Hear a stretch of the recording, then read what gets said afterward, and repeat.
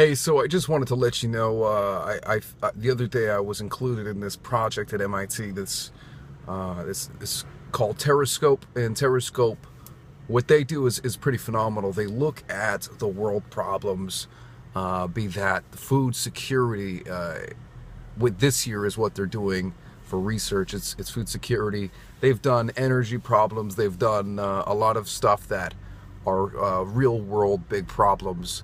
And I think this team, Tetrascope, is a phenomenal idea, and what they do in their message and everything they speak for is about helping this world and leaving impact that might change the world for the better.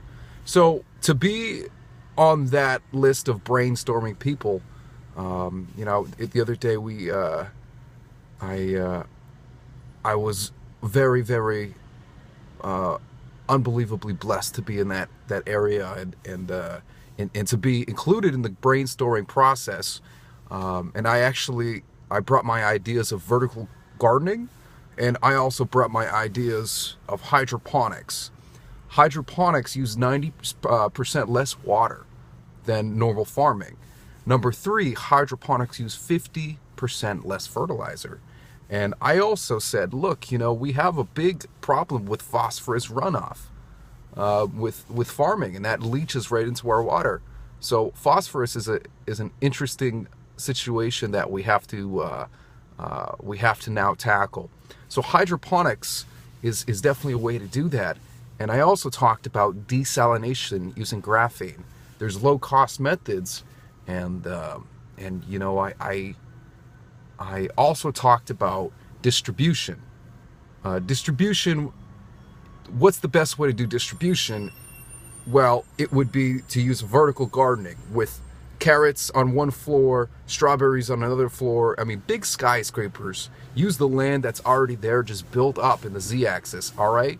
And use that extra space up in the sky, because that would be unbelievably efficient, as if at the bottom of this tower, you grow everything up at the top, but at the bottom would be the distribution center where you buy all the vegetables.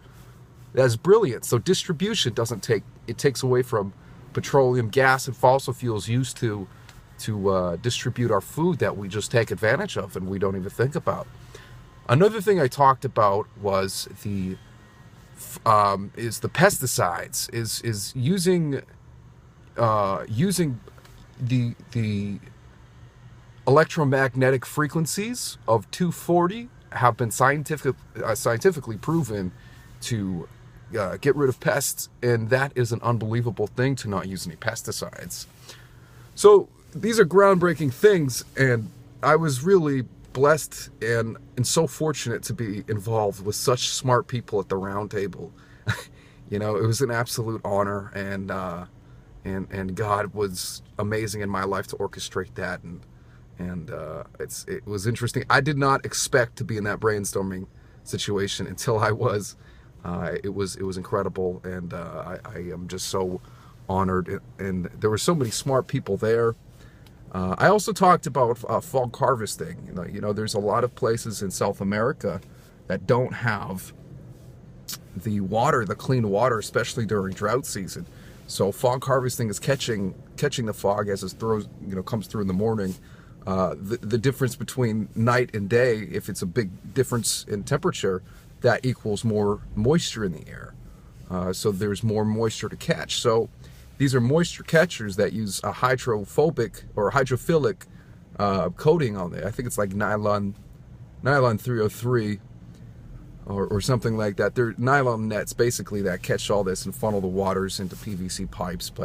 And they have unbelievable amount of water for their crops. I mean, 55 gallons of clean drinkable water using a 20-30 square foot net. So anyways, it was just amazing. Tetrascope seems very interesting, and the president of Tetrascope was kind of astounded with my ideas.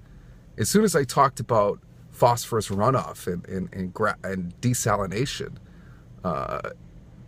this teacher took me aside and started talking to me, and we talked for 20 minutes or so. He was a brilliant man, up in his 60s, absolutely brilliant. you know, and everybody there was just absolutely brilliant. And it's just a dream to me to be involved at MIT for anything. So, and now what's the best part is they're now taking these ideas, and the ones that I came up with, or I explained, are the ones we're using now. So, unbelievably amazing opportunity. It's just incredible. But I look forward to working with Tetrascope and seeing what they have to offer and to the world, and if I can be another part of that, that's amazing too. So I hope this inspires somebody out there to make a difference in the food security situation. And you have to grow your own vegetables and fruit, because if you don't, who will? 72 hours of energy goes out. I mean, you understand everybody's going to be flooding the stores. If somebody floods the stores, there's not going to be much food, and it's worst case scenario. I would always rather have a sweater and not eat it than need it and not have it. But maybe you get inspired to do something and grow something yourself, and maybe for your family, you just want to provide. Maybe that this video does that to you. So thank you so much. Andrew Beaton once again here, and just wanted to thank you, and we'll see you next time.